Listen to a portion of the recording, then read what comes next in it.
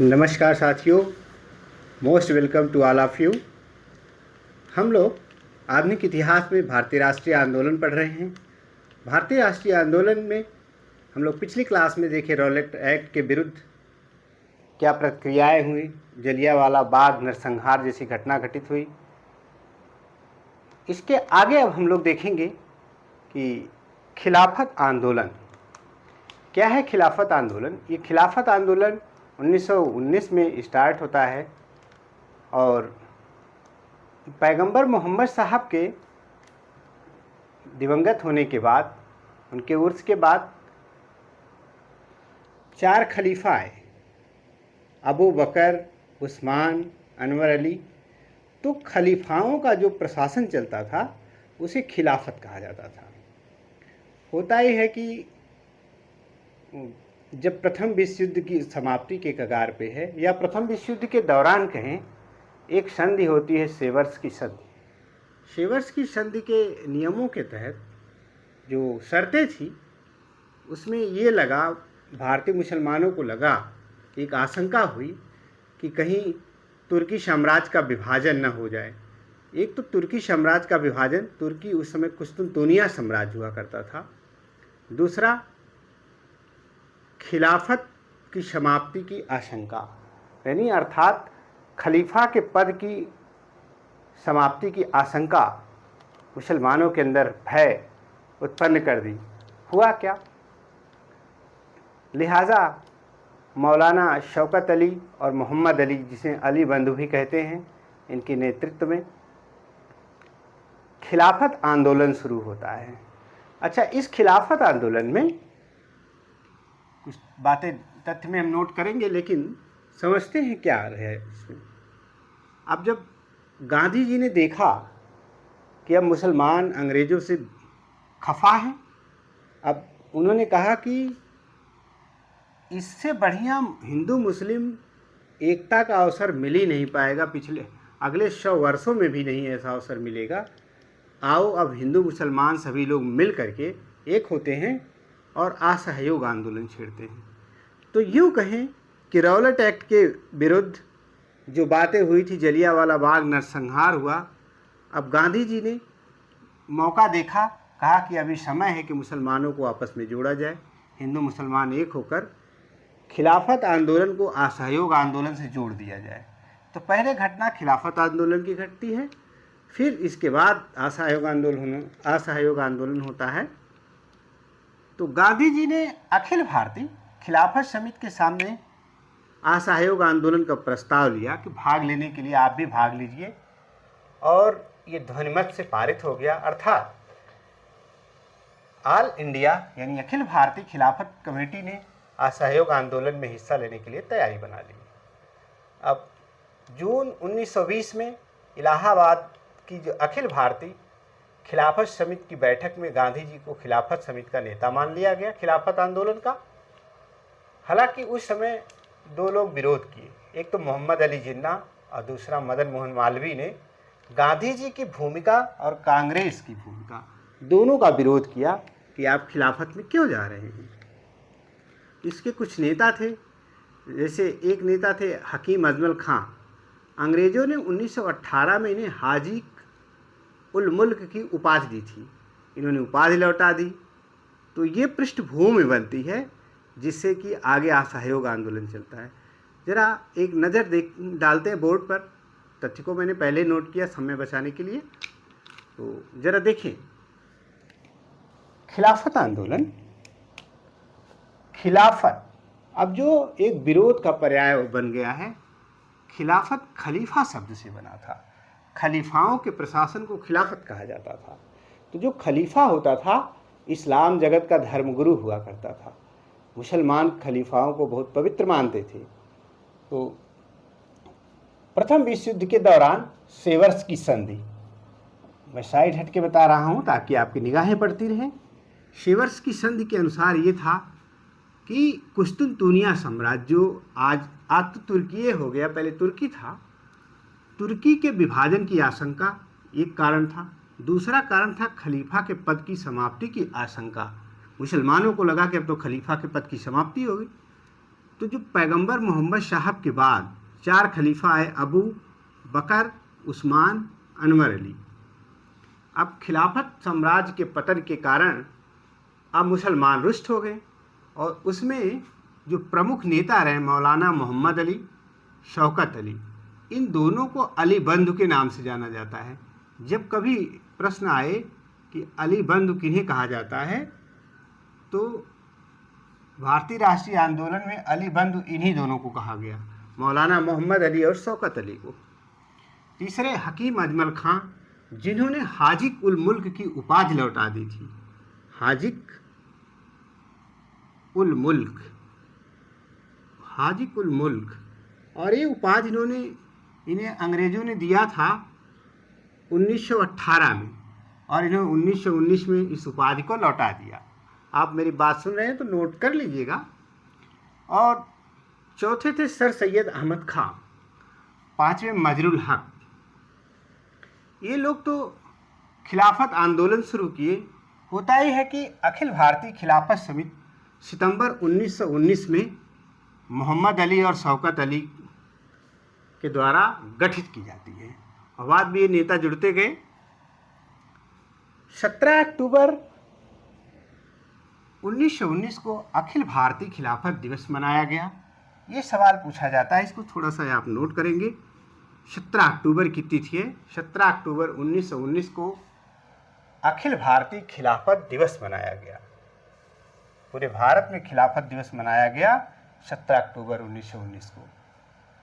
फिर 24 नवंबर 1919 को दिल्ली में गांधी जी के अध्यक्षता में एक बैठक होती है और उस बैठक में क्या होता है कि अब गांधी जी ने सोचा, गांधी जी का ये स्टेटमेंट भी है कि हिंदू और मुसलमानों के बीच सांप्रदायिक सौहार्द करने का इससे अच्छा अवसर अगले 100 वर्षों में भी नहीं मिलेगा। तो अब एक बढ़िया अवसर था असहयोग आंदोलन छेड़ने के लिए। अब हम मुसलमानों को भी साथ ले रहे हैं। इसको पास करके नोट बना लीजिए। तब अगली बात हम थोड़ा सा यहाँ पे लिख दें। उम्मीद करता हूँ कि आप पास करके नोट बना लेंगे। मैं मिटाना चाहूँगा इसको।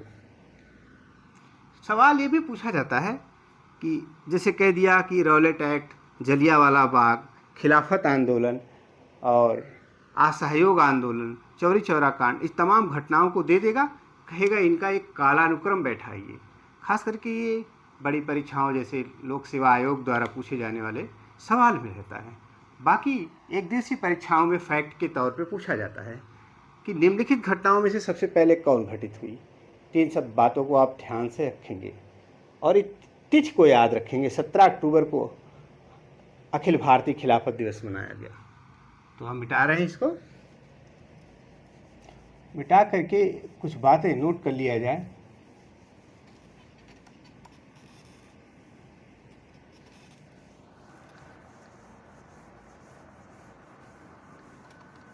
देखिए, क्योंकि रिकॉर्डेड क्लास है तो आप इसको पास करके नोट बना सकते हैं और तथ्य आपको बहुत अच्छे इसमें मिलेंगे। उम्मीद करता हूं कि शायद इससे बाहर कहीं आए कुछ, लेकिन अधिकांशतः तथ्य या यूँ कहें कि लगभग सारे तथ्य आपको यहाँ से मिल जाएंगे। बस आपको नोट बनाना होगा, जागरूक रहना होगा और जो मेरे कम्युनिटी पोस्ट पर डाला जाता है प्रश्न, उसको भी हल किया करिए और इसको आप शेयर करिए, लाइक करिए, सब्सक्राइब करिए। आपको लाइक करने से मुझे मोटिवेशन मिलता है। देखते व्यूज़ तो चले जाते लेकिन लाइक नहीं करते आप लोग, तो इससे प्रेरणा मिलती आगे और बेहतर करने के लिए। बाकी हम आप पर छोड़ते हैं। तो गांधी जी ने अखिल भारतीय खिलाफत समिति के समक्ष असहयोग आंदोलन का प्रस्ताव रखा। गांधी जी ने अखिल भारतीय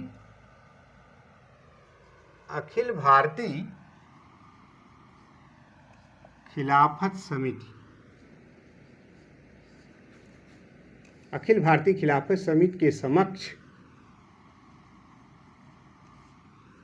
असहयोग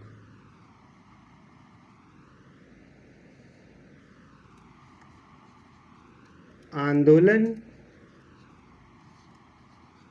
का प्रस्ताव रखा।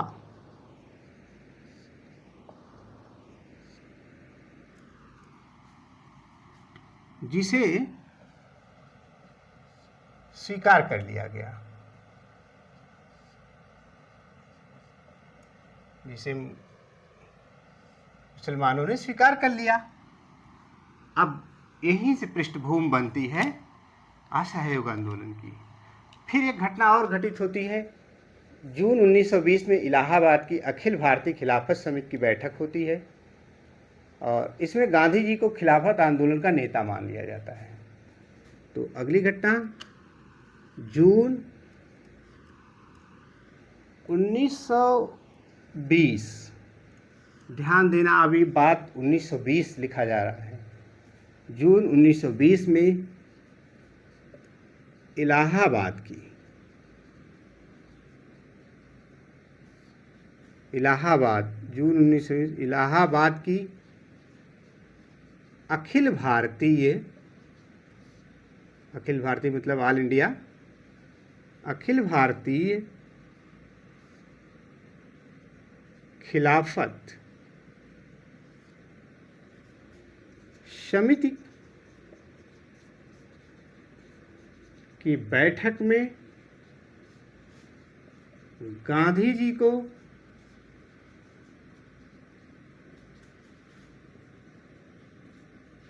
खिलाफत आंदोलन का नेता मान लिया गया।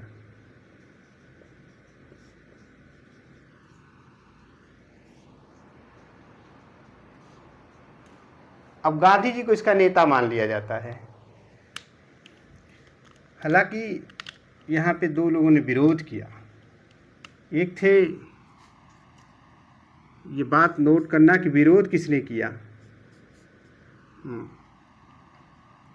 मदन मोहन मालवीय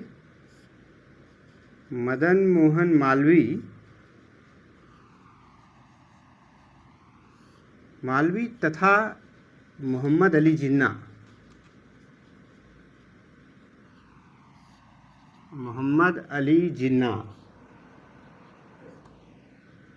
जिन्ना ने गांधी जी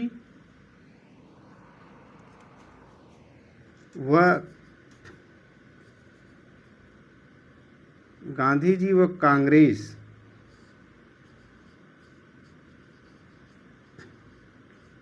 की भूमिका को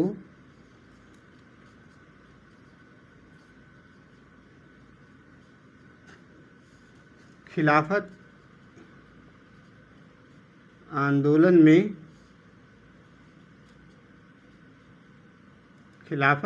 में शामिल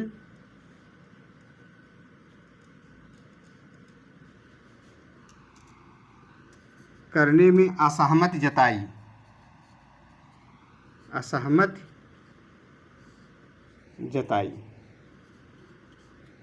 जिन्ना कहते हैं और मदन मोहन मालवीय कहते हैं कि खिलाफत आंदोलन केवल मुसलमानों का है, इसमें कांग्रेस को और गांधी जी को हिस्सा नहीं लेना चाहिए। तो इन दोनों लोगों का नाम याद रखना चाहिए। ये बात हो गई, इसे भी नोट कर लें। अब 1919 जो 1918 में हकीम अजमल खां को हाजीकुल मुल्क की उपाधि दी गई थी, 1919 में उन्होंने इस उपाधि को लौटा दिया। नोट कर लें इसको।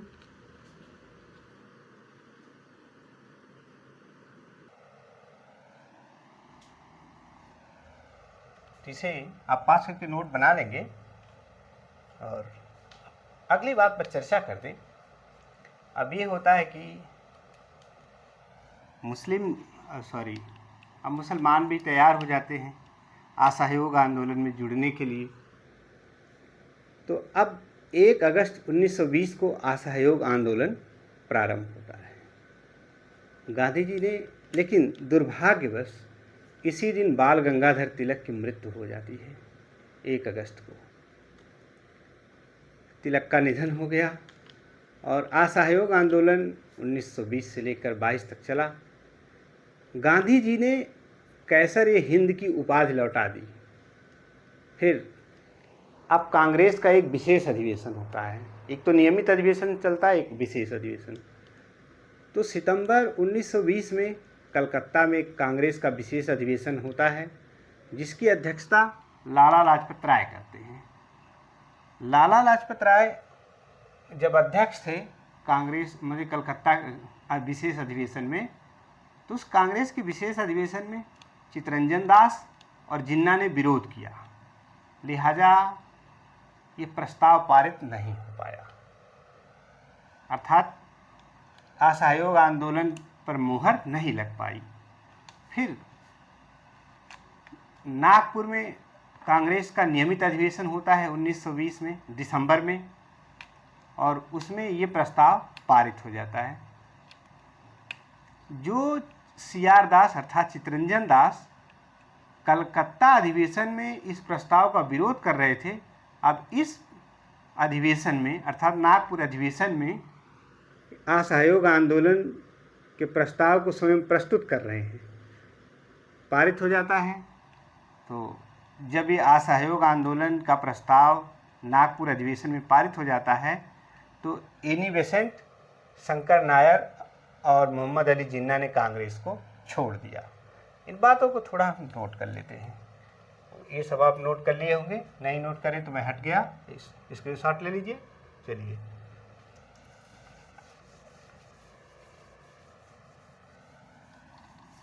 अब हम बात करते हैं असहयोग आंदोलन की।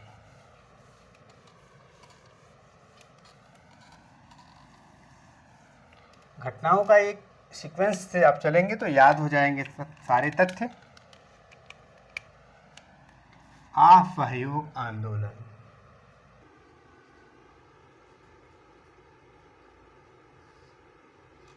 नॉन कोऑपरेशन मूवमेंट इसे बोलते हैं इंग्लिश में। असहयोग आंदोलन ये चला 1920 से लेकर के 22 तक।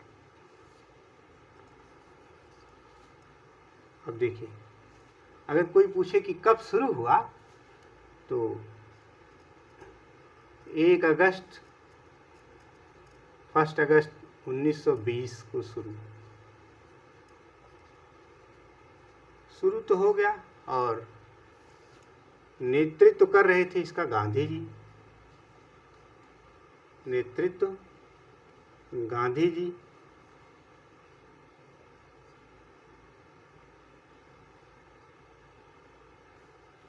और इसी दौरान इन्होंने कैसर-ए-हिंद, जो अंग्रेजों ने उपाधि इनको दी थी, सेना में भर्ती कराने की वजह से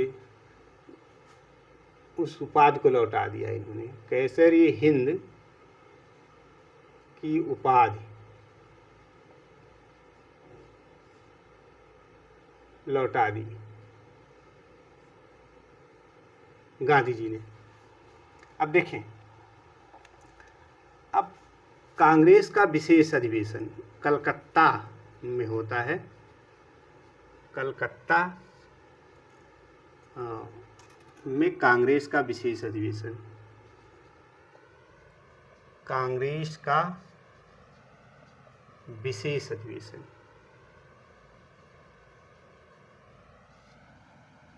एक नियमित अधिवेशन होता है, एक विशेष अधिवेशन होता है, जो किसी परिस्थिति के कारण बीच में ही अधिवेशन करा लिया जाए, और ये होता है सितंबर 1920 में। और इस अधिवेशन की अध्यक्षता करते हैं लाला लाजपत राय। अध्यक्ष लाला लाजपत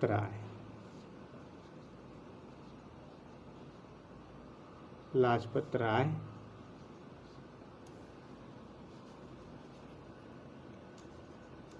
इस अधिवेशन में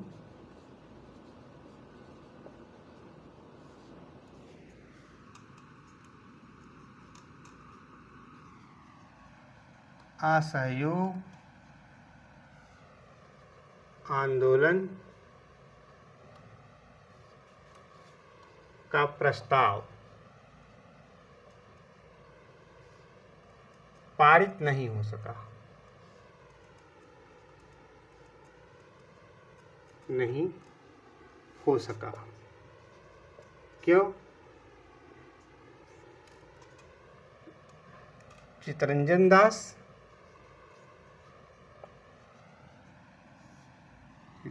दास तथा जिन्ना के विरोध के कारण।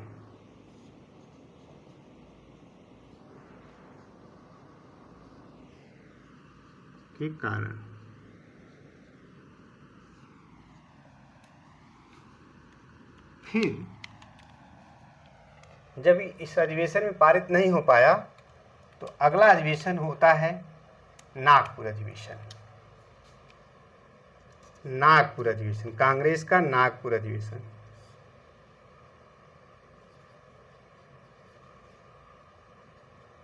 नागपुर अधिवेशन, और ये होता है दिसंबर 1920। ये नियमित अधिवेशन था, नियमित, जो सालाना हमेशा होता रहा, नियमित अधिवेशन था।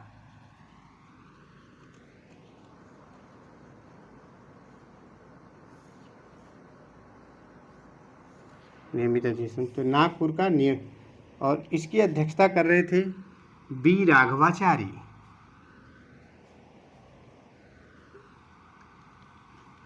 अध्यक्ष थे इसके वी राघवाचारी।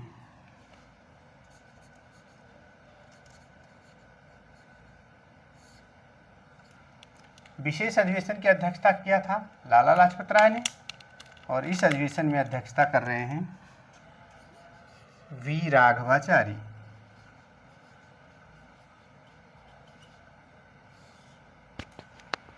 बी राघवाचारी।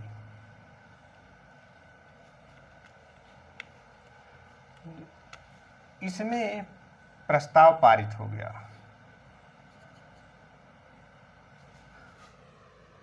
असहयोग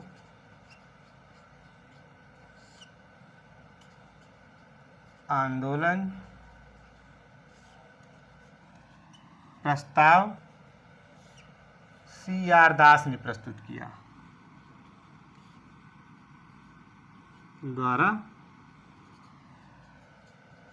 प्रस्तुत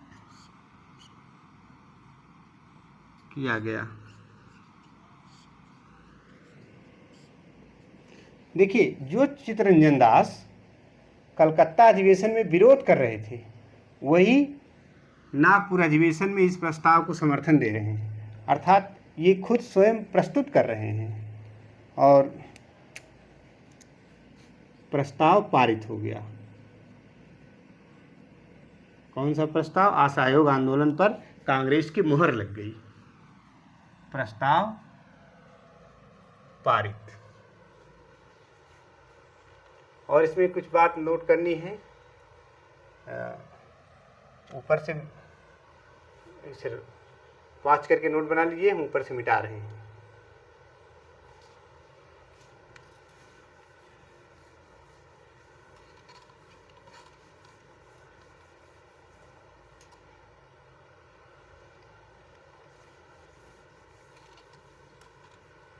जब नागपुर अधिवेशन में नियमित प्रस्ताव नियमित अधिवेशन हुआ था दिसंबर में बी राघवाचारी की अध्यक्षता में, तो असहयोग आंदोलन को जो प्रस्तुत करने वाले थे चितरंजन दास, और प्रस्ताव पारित भी हो गया, कांग्रेस की मुहर लग गई।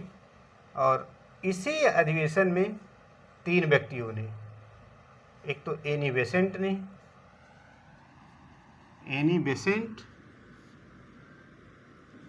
शंकर नायर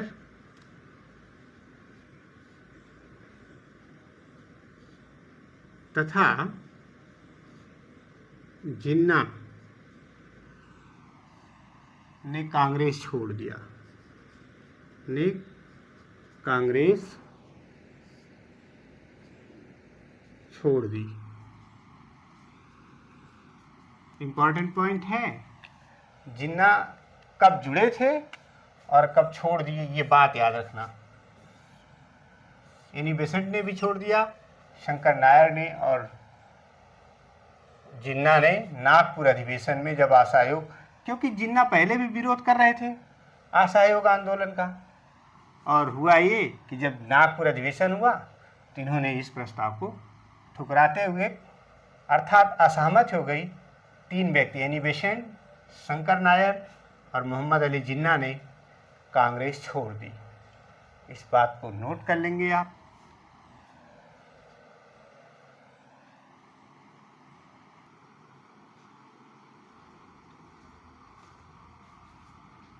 तो इसको बिठाते हैं, नोट कर लिया होगा।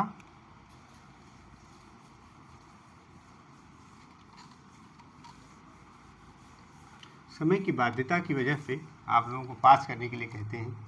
यदि ये लाइव क्लास होती तो आप स्क्रीनशॉट मारते। देखिए, असहयोग आंदोलन में अब क्या होता है कि 2 तरह के कार्यक्रम तय किए जाते हैं। एक सकारात्मक कार्यक्रम होता है, एक नकारात्मक। सकारात्मक कार्यक्रम का मतलब जैसे शिक्षण संस्थानों की स्थापना, दूसरा सांप्रदायिक सौहार्द स्थापित करना, यानी हिंदू मुस्लिम सिख ईसाई आपस में सब भाई भाई। तीसरी, स्थानीय न्याय मंडलों की स्थापना की गई ताकि हम विदेशी कोर्टों का हम लोग बहिष्कार करें। सूती वस्त्र को बढ़ावा दिया जाए, विदेशी वस्त्रों का परित्याग किया जाए। जो परित्याग करने का मतलब ये नकारात्मक कार्यक्रम था, और जो अपनाना था वो सकारात्मक था। तो स्वदेशी उद्योग को बढ़ावा देना ये सकारात्मक कार्यक्रम थे, जबकि नकारात्मक में विदेशी स्कूल, कोर्ट, नौकरी, शिक्षा सबका बहिष्कार करो। यहाँ तक कि विदेशी वस्त्रों की होली जलाई गई, इसका विरोध रविन्द्रनाथ टैगोर ने किया। कहा इस वस्त्र को जलाने से क्या मिलता है। और विदेशी शिक्षा का बहिष्कार किया गया, और इसमें सबसे ज़्यादा सफल ये आंदोलन बंगाल में हुआ, और सबसे कम सफल कहा जाए तो मद्रास में हुआ। इस दौरान स्वदेशी शिक्षण संस्थानों की स्थापना हुई। काशी विद्यापीठ, जामिया मिल्लिया कॉलेज, बिहार विद्यापीठ, गुजरात विद्यापीठ और सुभाष चंद्र बोस नेशनल कॉलेज के प्राचार्य बने। और कांग्रेस ने क्या की कि अपनी सदस्यता शुल्क घटाकर 4 आना कर दिया। 4 आना मतलब 25 पैसे कर दी। और खादी को राष्ट्रीय पोशाक घोषित किया गया। और इसी असहयोग आंदोलन के दौरान जब विजयवाड़ा अधिवेशन था 1921 में, गांधी जी ने अपना सिर मुड़वाया और प्रतिज्ञा की कि मदुरई सभा में, मदुरई सभा थी वहाँ पे गांधी जी ने सिर मुड़वाया, और 1921 में यानी असहयोग आंदोलन के दौरान ही आजीवन लंगोटी पहनने की प्रतिज्ञा ली। ये सवाल शायद पेट में पूछा गया था पीईटी एग्जाम में, तो बातों को थोड़ा नोट कर लेते हैं हम लोग। असहयोग आंदोलन में हमने जिन बातों का असहयोग आंदोलन में कार्यक्रम, क्या कार्यक्रम था इस बात पे हम लोग देखेंगे, क्या क्या कार्यक्रम तय किए गए। इसके 2 पहलू थे, एक सकारात्मक पहलू, एक नकारात्मक पहलू।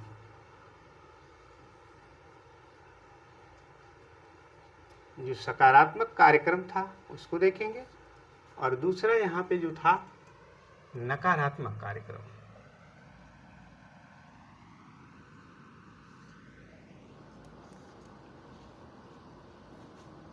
पहली बात, स्वदेशी शिक्षण संस्थानों की स्थापना। स्वदेशी शिक्षण संस्थानों की स्थापना, और यहाँ विदेशी शिक्षण संस्थानों का परित्याग। दूसरी बात, हमने देखा कि जो हिंदू मुस्लिम में ये लोग दरार डाल रहे थे, हम लोग आपसी यानी आपसी सौहार्द, या यूँ कहें कि सांप्रदायिक सौहार्द स्थापित करना, सांप्रदायिक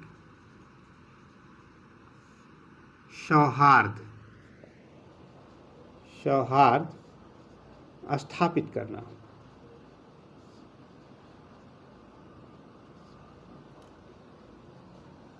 तो अब नकारात्मक में बातें आप समझ गए होंगे कि जो हमारे बीच का मनमुटाव था उसको समाप्त करना, यानी यहाँ जो विदेशियों की नीति का हम लोग उल्लंघन कर रहे थे। यहाँ पे सांप्रदायिक सौहार्द स्थापित किया। फिर इसके बाद स्थानीय न्यायमंडलों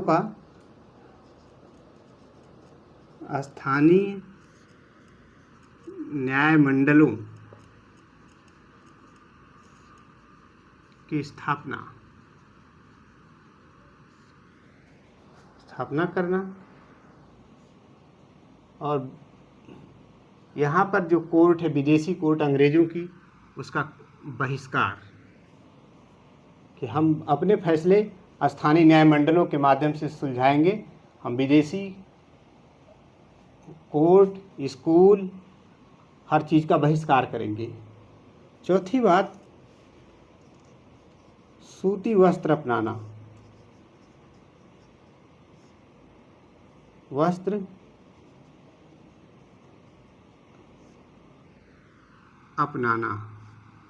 या उत्पादन करना, और यहाँ विदेशी वस्त्रों की होली जलाई गई।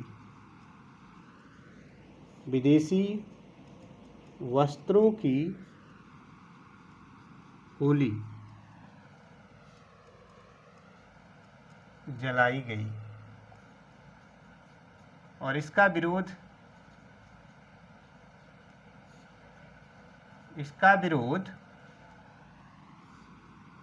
रविंद्रनाथ टैगोर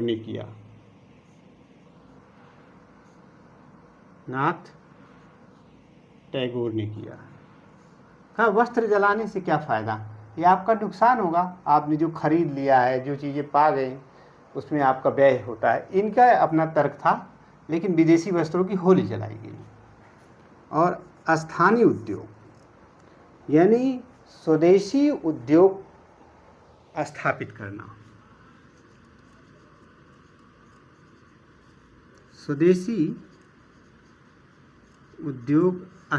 करना।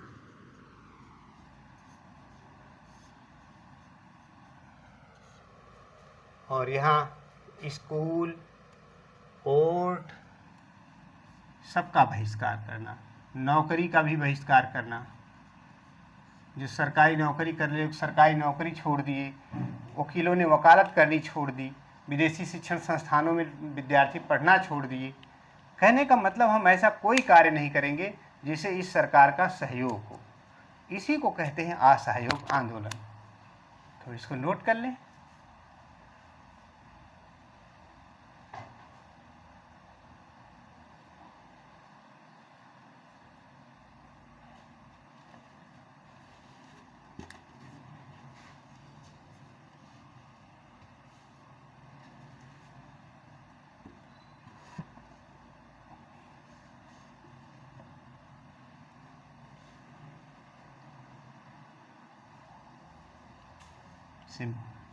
नोट कर लिया होगा आप लोगों ने।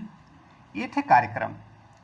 अब जब विदेशी वस्त्रों की होली जलाई गई, और एक कार्यक्रम अगर सबसे ज़्यादा सफल रहा तो बंगाल में, और सबसे कम सफल रहा तो मद्रास में। विदेशी शिक्षा का बहिष्कार। विदेशी शिक्षा का बहिष्कार। विदेशी शिक्षा का बहिष्कार सर्वाधिक सफल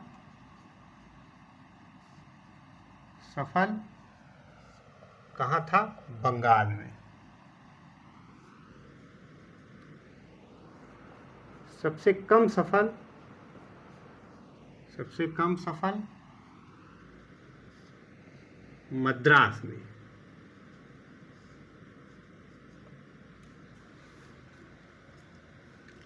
और उस दौरान स्वदेशी शिक्षण संस्थानों की स्थापना हुई। तो कौन से स्वदेशी शिक्षण संस्थान हैं, जरा उनको हम देखें। स्वदेशी शिक्षण संस्थानों की स्थापना। भाई, हम विदेशियों का जब त्याग करेंगे तो हमें स्वदेशी तो चाहिए, शिक्षा तो चाहिए ही चाहिए। तो उस दौरान हमने स्वदेशी शिक्षण संस्थानों की स्थापना की। स्वदेशी शिक्षण संस्थानों की स्थापना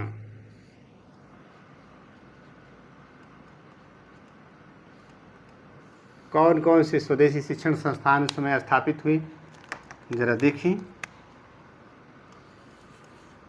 सबसे पहले तो काशी विद्यापीठ,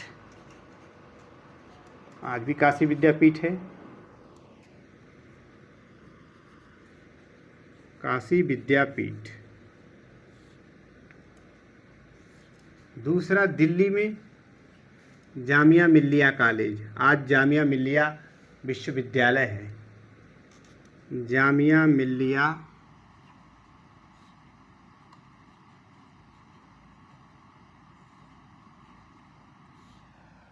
कॉलेज दिल्ली, जामिया मिल्लिया कॉलेज दिल्ली में। फिर बिहार विद्यापीठ,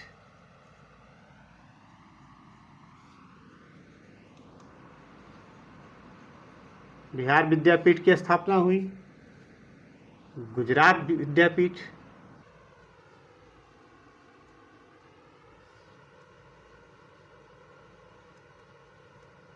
अन्य संस्थानों की भी स्थापना हुई।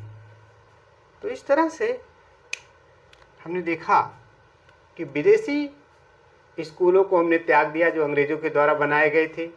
हमने अब क्या किया, हमने स्वदेशी शिक्षण संस्थानों की स्थापना की, उसमें अपने विद्यार्थियों को पढ़ाने का मौका दिया या पढ़ने का मौका दिया।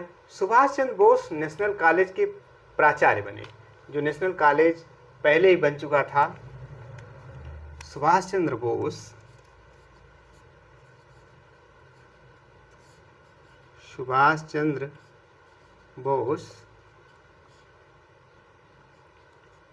नेशनल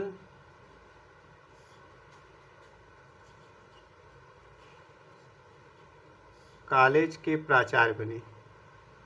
ये स्वदेशी मूवमेंट के दौरान बना था नेशनल कॉलेज के प्राचार्य बने।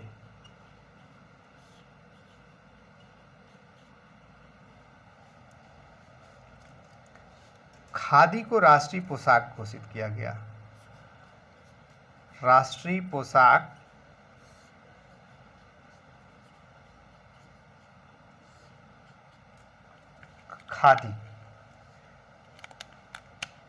खादी को राष्ट्रीय पोशाक घोषित किया गया।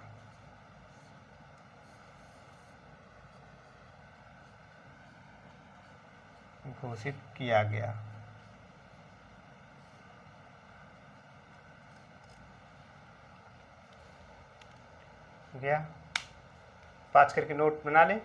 अब ऊपर से मिटा रहे हैं।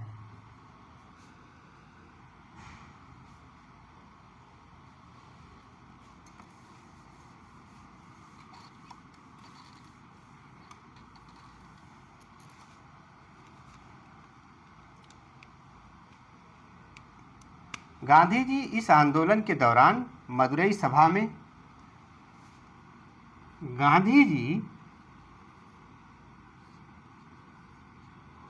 इस आंदोलन के दौरान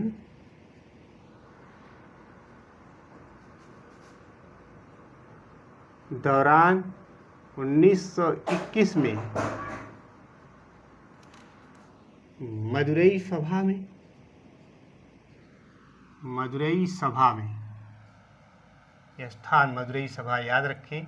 और सन पीईटी एग्जाम में, अभी प्रीवियस जो पीईटी एग्जाम हुआ था उसमें ये सन पूछ लिया था।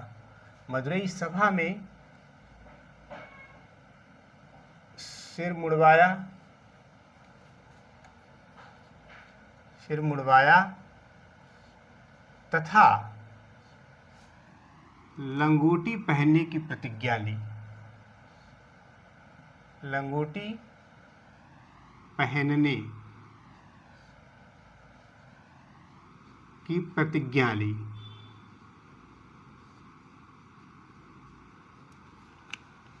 अभी भी इस सवाल को आप इम्पोर्टेंट है, अभी भी आ जाएगा। गांधी जी ने कब लंगोटी पहनने की प्रतिज्ञा ली थी?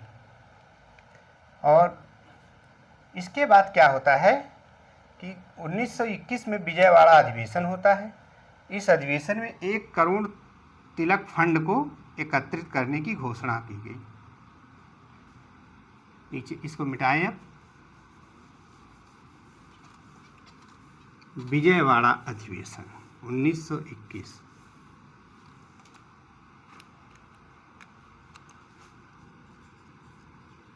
विजयवाड़ा, अब अधिवेशन का मतलब है कांग्रेस का अधिवेशन। विजयवाड़ा अधिवेशन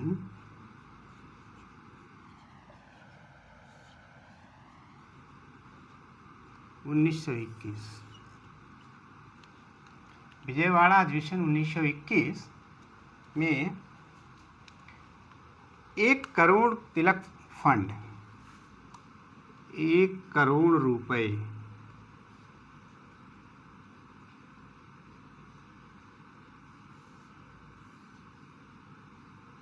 का तिलक फंड बाल गंगाधर तिलक के नाम पर तिलक फंड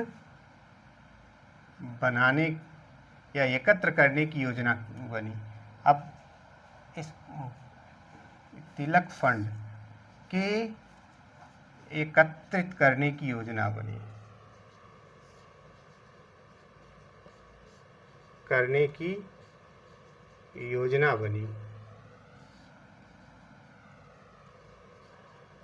और इसी दौरान असहयोग आंदोलन चल रहा था। 1921 में प्रिंस ऑफ वेल्स भारत आते हैं, जिसका कांग्रेस ने पुरजोर विरोध किया। 1921 में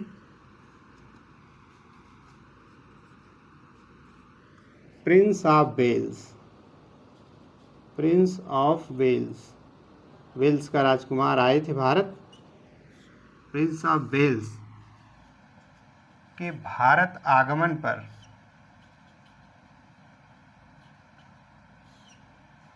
पर कांग्रेस द्वारा विरोध किया गया।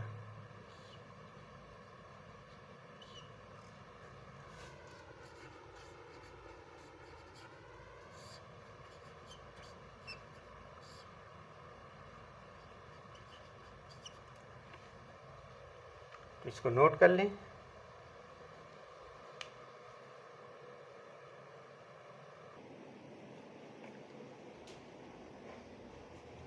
तो प्रिंस ऑफ वेल्स आए तो जगह जगह इनका बहिष्कार किया गया। आगे चलकर गांधी जी से पूछा जाता है कि क्यों गांधी महोदय आपने मेरे बेटे या प्रिंस ऑफ वेल्स का आपने बहिष्कार क्यों किया। ये सब बातें आगे मिलेंगी, लेकिन यहाँ पे समझ जाइए कि असहयोग आंदोलन के दौरान ही प्रिंस ऑफ वेल्स का बहिष्कार हुआ था, मतलब वेल्स के राजकुमार का। मिटाते हैं इसे। अब क्या क्या घटित होता है इस बात को देखें। ये आंदोलन कहाँ कहाँ फैला और कहाँ सबसे ज़्यादा अवध में ये आंदोलन ऐसा हुआ कि एक तो किसान आंदोलन चल रहा था, दूसरे असहयोग आंदोलन। तो अवध में किसान आंदोलन और असहयोग आंदोलन में अंतर कर पाना कठिन हो गया था। छपरा, यानी बिहार में छपरा पड़ता है, वहाँ से राहुल सांकृत्यायन ने नेतृत्व किया असहयोग आंदोलन का। और सबसे ज़्यादा अगर असहयोग आंदोलन सफल नज़र आया तो बिहार में गांधी जी ने बिहार में असहयोग आंदोलन की खूब जम के प्रशंसा की। और इतने महाराष्ट्र में लाला लाजपत राय पंजाब से जाकर महाराष्ट्र में गए, छात्र सम्मेलन की अध्यक्षता किए, लेकिन महाराष्ट्र में आंदोलन इतना सफल नहीं रहा, यानी कमज़ोर रहा। उड़ीसा में आंदोलन के बारे में उन्नाव लक्ष्मी नारायण अपनी पुस्तक मालपली में इसका जिक्र करते हैं कि कैसा आंदोलन रहा। तो इन तमाम बातों को थोड़ा सा नोट कर लेते हैं। हाँ, एक चीज़ थी कि सवाल पूछा गया था कि कौन सा असहयोग आंदोलन के कार्यक्रमों में सम्मिलित नहीं था फिर भी घटित हुआ। तो शराब की दुकानों पर धरना देना असहयोग आंदोलन के कार्यक्रमों में सम्मिलित नहीं था, फिर भी भारतीय महिलाओं ने शराब की दुकानों पर धरना दिया। ये कुछ तथ्यों को हम लोग नोट कर लेते हैं।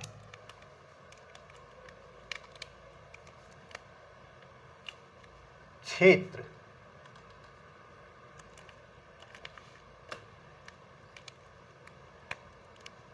अगर मैं क्षेत्र की बात करूं तो अवध की बात कर रहा हूं। अवध में किसान आंदोलन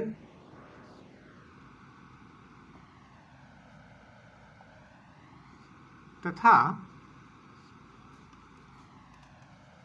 असहयोग आंदोलन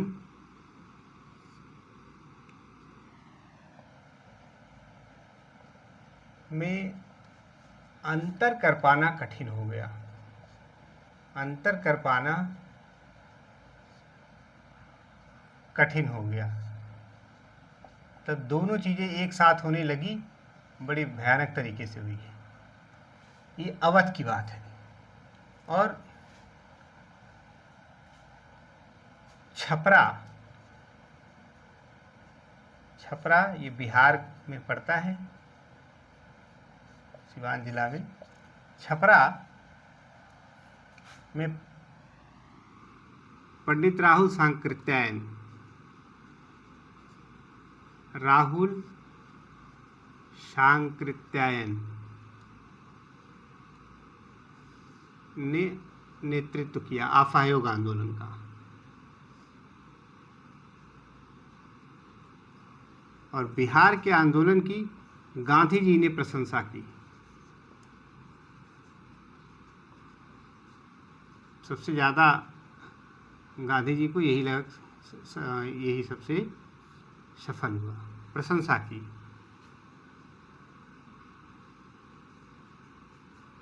छपरा में। और महाराष्ट्र की बात करें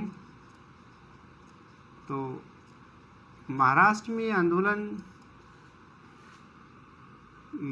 लाला लाजपत राय, यद्यपि ये तो पंजाब के थे, इन्हें पंजाब केसरी भी कहा जाता है। लाला लाजपत राय पंजाब से आकर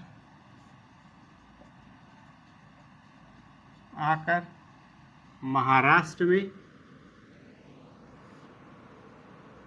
छात्र सम्मेलन की अध्यक्षता की।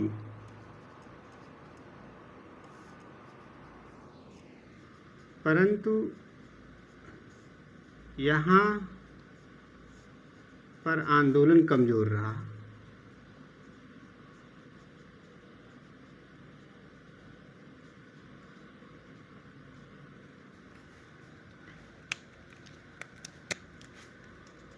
उड़ीसा में जो आंदोलन का जिक्र है, उड़ीसा में लक्ष्मी नारायण, उन्नाव, पूरा नाम है उन्नाव लक्ष्मी नारायण, उन्नाव लक्ष्मी नारायण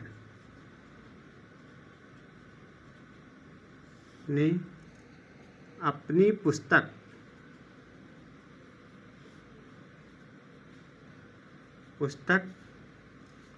मालपली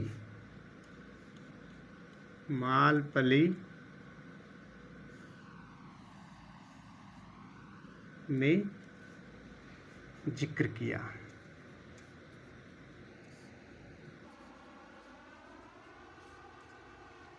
नोट कर लें, इसको पास करके देख लें, फिर हम आगे मिटाते हैं। एक चीज़ और लिख देते हैं इसमें। हाँ, यहाँ ऊपर लिख देते हैं, शराब की दुकानों पर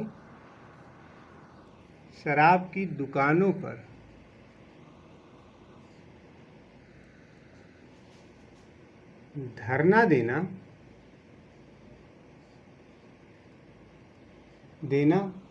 कार्यक्रम का हिस्सा नहीं था।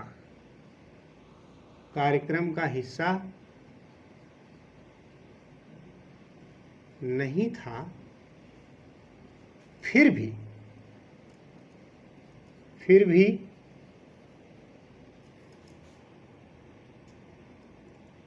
भी महिलाओं ने धरना दिया।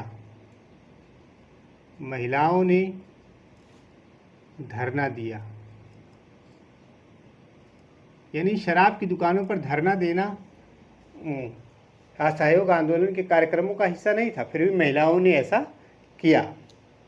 तो इस तरह से अब ये असहयोग आंदोलन चरम स्थिति पर था। उसी दौरान एक 4-5 फरवरी के बीच, वास्तव में 5 फरवरी ही कहा जाता है, 5 फरवरी 1922 के दिन गोरखपुर में एक स्थान है चौरी चौरा, भगवान अहीर के नेतृत्व में एक भीड़ ने थाने में आग लगा दी, जिसमें 22 पुलिसकर्मी जिंदा जला दिए गए।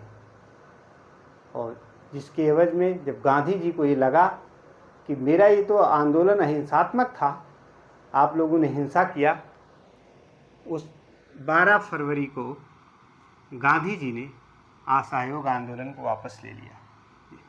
हालांकि इसमें अभी ये इसी बार यूपीएससी ने सवाल पूछा था कि चौरी चौरा कांड में लीगल डिफेंस किसने किया था, तो मदन मोहन मालवीय जो है भारतीयों की तरफ से वकालत किए थे, लीगल डिफेंस किए थे। तो इस तरह से असहयोग आंदोलन समाप्त होता है। कुछ बातें नोट करते हैं, पहले आप इसको नोट कर लीजिए।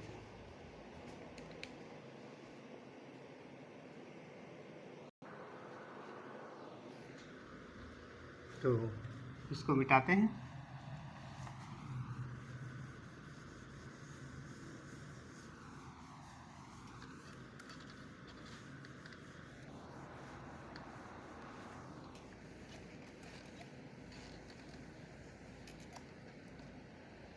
असहयोग आंदोलन का समापन। असहयोग आंदोलन का समापन, समापन, और ये तिथि है 12 फरवरी 1922। क्यों, जरा इस बात पे गौर करते हैं, कहानी को ध्यान से सुनेंगे। गोरखपुर में चौरी चौरा नामक स्थान है, वहाँ पे एक जेल थी, यानी एक थाना था। थाने में भगवान अहीर नामक व्यक्ति के नेतृत्व में गुस्साई भीड़ ने थाने में आग लगा दी। उस दौरान थाने में 22 पुलिसकर्मी थे। सभी 22 पुलिसकर्मी सहित सभी 22 पुलिसकर्मियों की मौत हो गई। हालांकि अब गांधी जी ने जब सुना, और ये तिथि है 5 फरवरी 1922 की, गांधी जी जब सुने तो बहुत दुखी हुए। उन्होंने कहा मेरा आंदोलन तो अहिंसात्मक था, ने हिंसा क्यों किया। फिर 12 फरवरी 1922 को बारदोली में कांग्रेस की बैठक होती है, और गांधी जी ने निर्णय लिया कि अब हम असहयोग आंदोलन नहीं चलाएंगे, अर्थात असहयोग आंदोलन को वापस लेने की घोषणा कर दी। जब इन्होंने असहयोग आंदोलन वापस ले लिया तो उस समय सुभाष चंद्र बोस ने कहा कि क्या बात है बाबा, मरे तो 22 ही थे ना, पूरे देश को क्यों दंड दे रहे हैं। और उनका कथन है सुभाष चंद्र बोस का कि जब आंदोलन अपनी चरम अवस्था में था तब इसे बंद करने का आदेश देना किसी राष्ट्रीय विपत्ति से कम नहीं है। मोतीलाल नेहरू कहते हैं कि किसी एक स्थान पर किए गए पाप का दंड पूरे देश को देना ठीक नहीं। तो इनके स्टेटमेंट कुछ लिख लेते हैं। और हाँ, एक जो इस बार यूपीएससी ने सवाल पूछा कि चौरी चौरा कांड में भारतीयों की तरफ से लीगल डिफेंस किसने किया था, यानी वकालत किसने की थी, तो थे मदन मोहन मालवीय। तो कारण इसका कारण है ये चौरी चौरा कांड, चौरी चौरा कांड। और इस चौरी चौरा कांड होता है, ये है 5 फरवरी 1922। देखते हैं इसमें क्या हुआ। भगवान अहीर, भगवान अहीर नामक व्यक्ति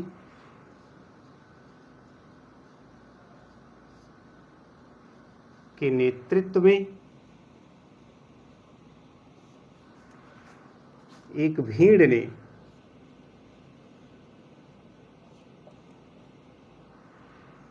चौरी चौरा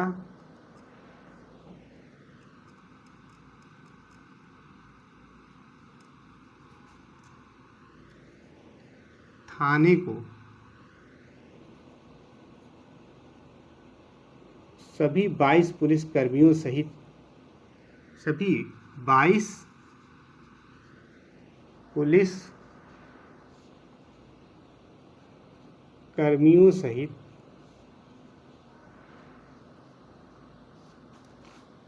आग लगा दी।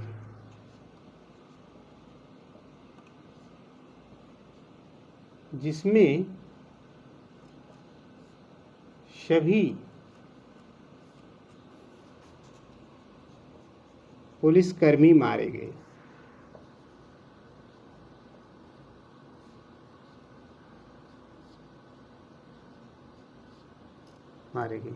ये नोट कर लीजिए, यहाँ पे मैं कहूँ नोट है एक।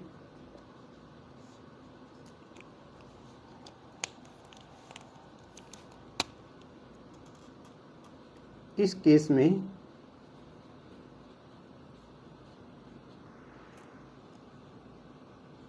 मदन मोहन मालवीय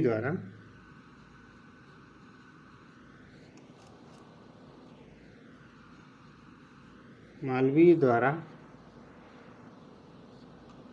भारतीयों की तरफ से वकालत की गई।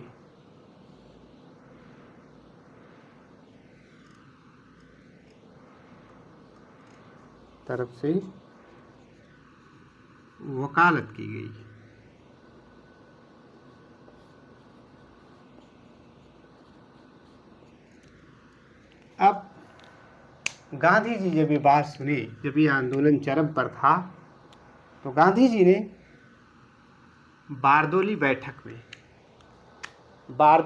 में कांग्रेस की बैठक होती है 12 फरवरी को। 12 फरवरी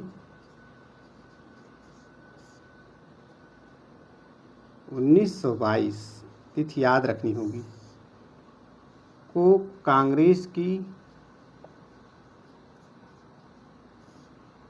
बारदोली बैठक में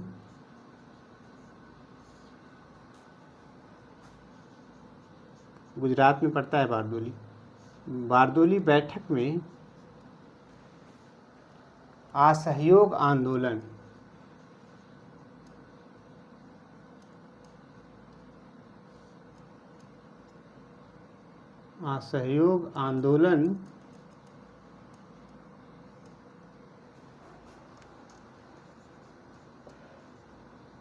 स्थगित करने का निर्णय लिया।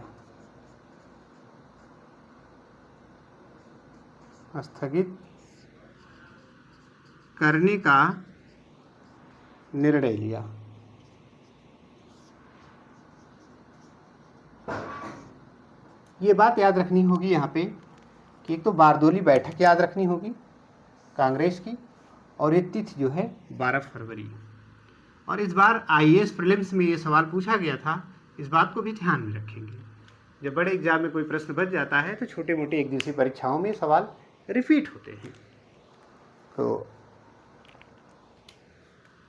अब इसको आप पास करके नोट बना लीजिए, फिर हम स्टेटमेंट लिखते हैं।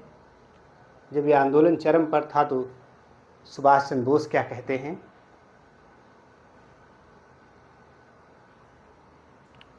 मिटा रहे हैं ऊपर से।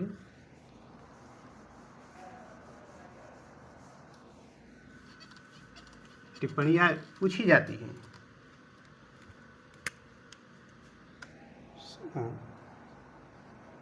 जब यह आंदोलन,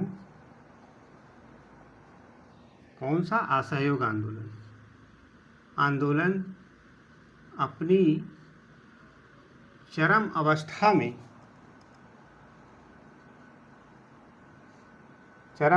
में था,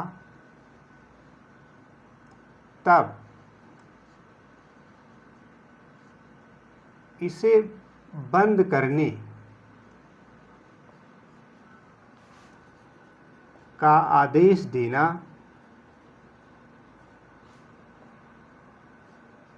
किसी राष्ट्रीय विपत्ति से कम नहीं है, किसी राष्ट्रीय विपत्ति से कम नहीं था, से कम नहीं था या कम नहीं था। ये बात कहते हैं सुभाष चंद्र बोस। सुभाष चंद्र बोस, इनका मानना था 22 लोग तो मरे हैं और अंग्रेज कितने लोगों को मार डाले, तब आप कहाँ गए थे। और नीचे की लाइन बिटा के मोतीलाल नेहरू के क्या कहते हैं, इस बात को भी लिख देते हैं।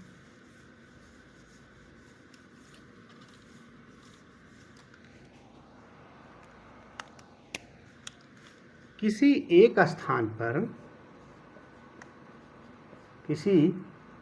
स्थान पर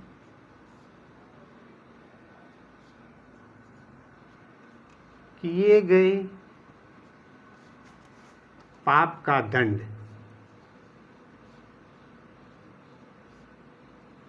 पूरे देश को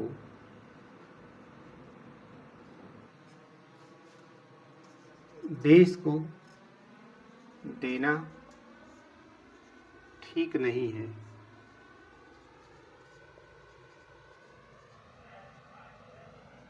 ये स्टेटमेंट याद रखना होगा। और इसको कहे थे मोतीलाल नेहरू। मोतीलाल नेहरू,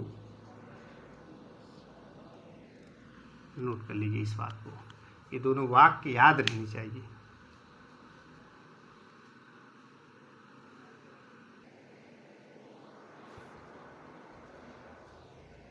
तो नोट कर लिए होंगे आप। अगली कहानी ये है कि जब आंदोलन स्थगित हो जाता है तो क्या क्या प्रमुख घटनाक्रम आगे होता है। तो प्रमुख घटनाक्रम ये हुआ कि 24 फरवरी 1922 के दिन दिल्ली में डॉक्टर मुंजे द्वारा गांधी जी के खिलाफ निंदा प्रस्ताव लाया गया। ये घटनाक्रम। दूसरा घटनाक्रम ये था कि 10 मार्च 1922 को गांधी जी को गिरफ्तार कर लिया जाता है और इन पर मुकदमा चलाया जाता है। तो ब्रूमफील्ड नामक अंग्रेज न्यायाधीश ने गांधी जी को 6 वर्ष के कारावास की सज़ा सुनाई। यद्यपि स्वास्थ्य कारणों से गांधी जी 5 फरवरी 1924 को ही रिहा कर दिए जाते हैं। गांधी जी ने दिल्ली में मौलाना मोहम्मद अली के घर 21 दिन का उपवास रखा। और इधर जब असहयोग आंदोलन वापस ले लिया गया तो देश में हताशा फैल गई। इस दौरान तमाम क्रांतिकारी गतिविधियां सक्रिय हो गईं, क्रांतिकारी घटनाएं घटित हुई। तो इन 2-4 पॉइंट को लिख लेते हैं आज की क्लास में।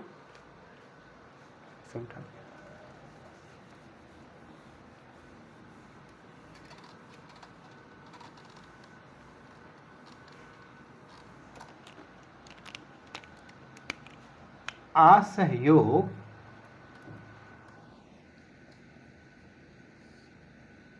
आंदोलन के स्थगित होने के बाद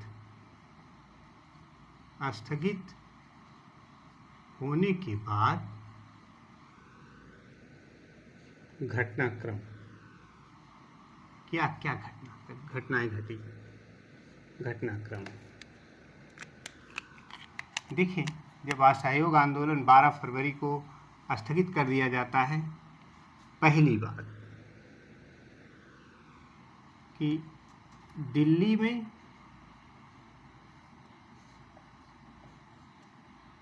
24 फरवरी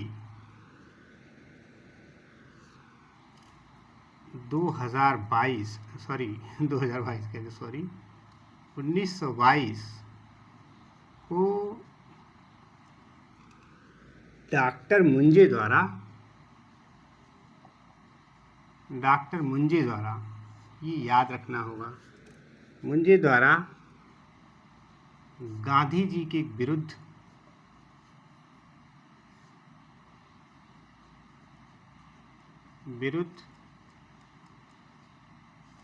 निंदा प्रस्ताव पारित किया गया।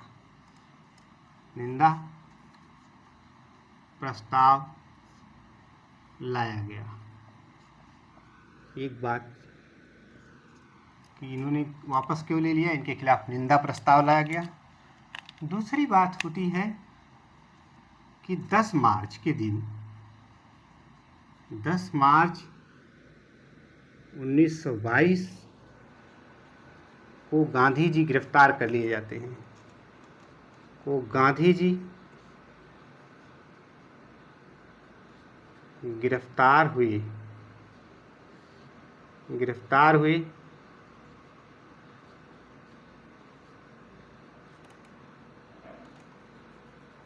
गांधी जी गिरफ्तार हुए। ब्रूमफील्ड नामक अंग्रेज न्यायाधीश ने,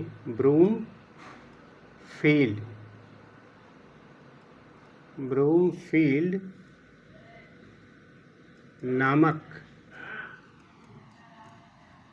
अंग्रेज न्यायाधीश ने गांधी जी को 6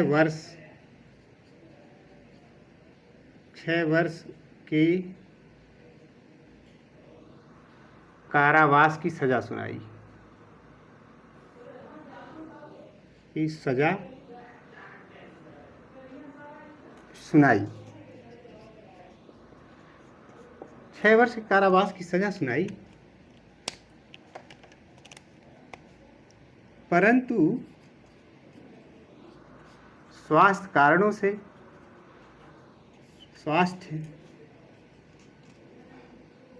से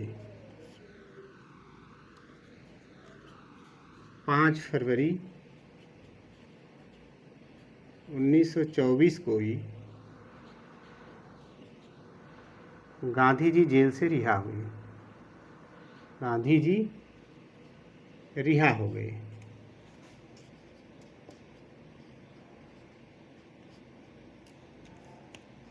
गांधी जी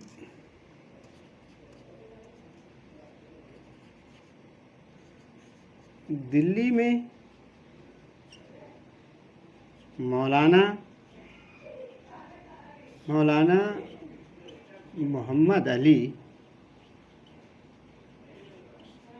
मोहम्मद अली के घर 21 दिन का उपवास किया।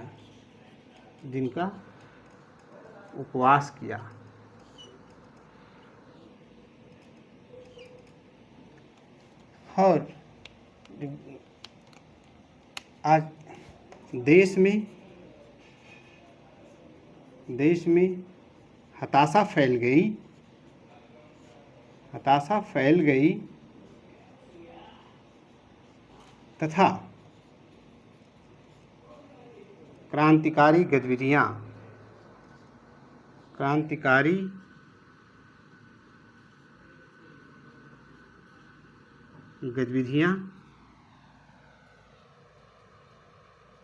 शुरू हो गई।